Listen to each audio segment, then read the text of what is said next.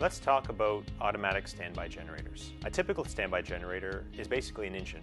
It's powered from natural gas or propane, and it generates electricity. So during a power failure or a blackout, the generator will automatically turn on, and your house will then be powered from the generator.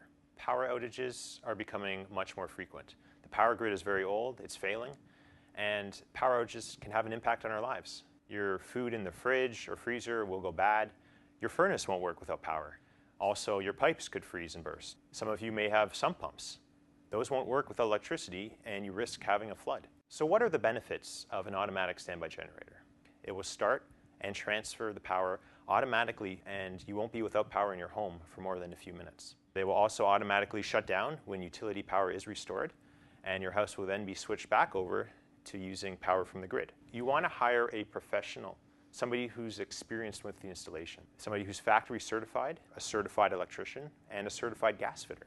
You want to hire a company that can not only install the generator, but who can also maintain it.